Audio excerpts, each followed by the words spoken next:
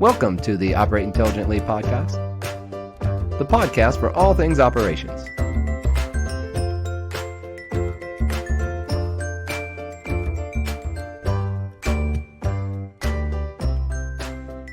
We're here at Dude University with another interview. Today we have David Marcus, who is the campus business manager at the Toledo High School. Dave, welcome to the podcast. Thank you very much. It's a pleasure to be here, and really awesome actually to be at Dude U. You know, there's something really exciting about being here. This is, I think, my sixth or so Dude U, and it's great to be back. Well, we're glad you were able to make it and join us. So tell us a little bit about, your role and what you do. I'm called the campus business manager, but essentially I'm the director of facilities. Mm-hmm. And I'm responsible for the maintenance, any construction work, rentals, and the security of our campus. We're a 9 through 12 high school. We're faith-based. We're a Jewish school. And we've got about 400 students.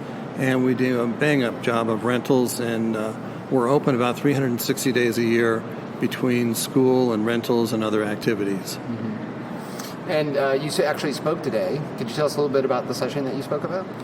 My session today was on crisis management.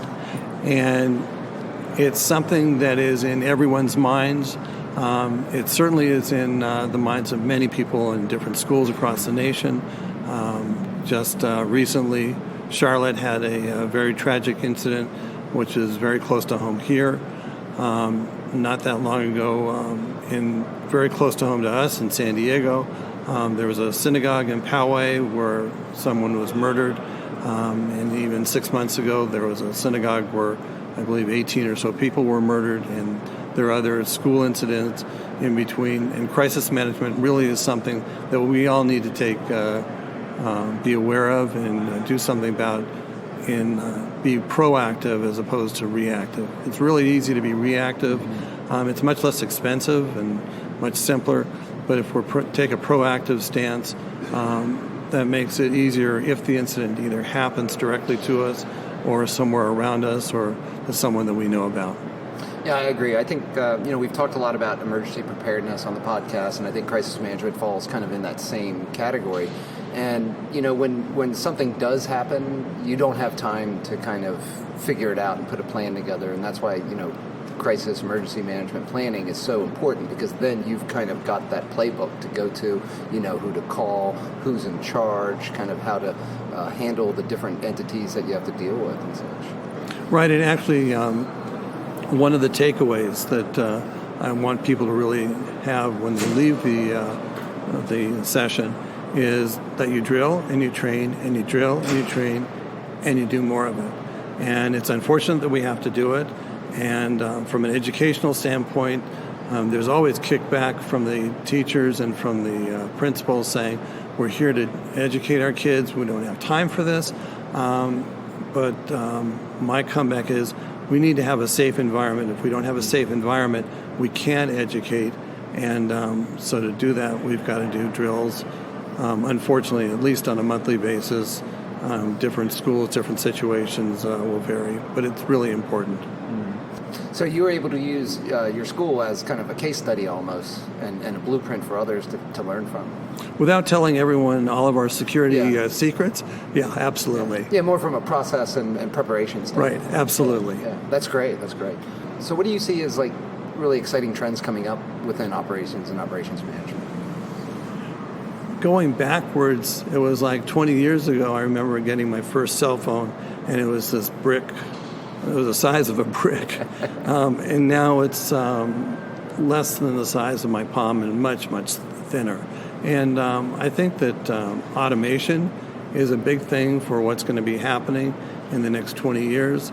The type of automation, I can't fully tell you. I'm not technically inclined in those areas, but when we're looking at 3D and all kinds of interesting items to make people's jobs quicker and easier, the only thing that is partially unfortunate about it is people lose some jobs when we have too much automation. Mm-hmm. But I knew what the Dude is doing is going to be some great advantages for schools and making them more productive and more cost effective.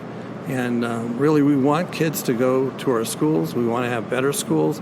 And to do that, we do need money. And some of the items that the dude comes across makes it much more easier so that we can afford different items. Mm-hmm. You know, that's an interesting point you make about, automation, and we see it in any industry, not just operations and maintenance. But I think one of the best things I've heard sometimes from our clients is how it helps them justify keeping their technicians.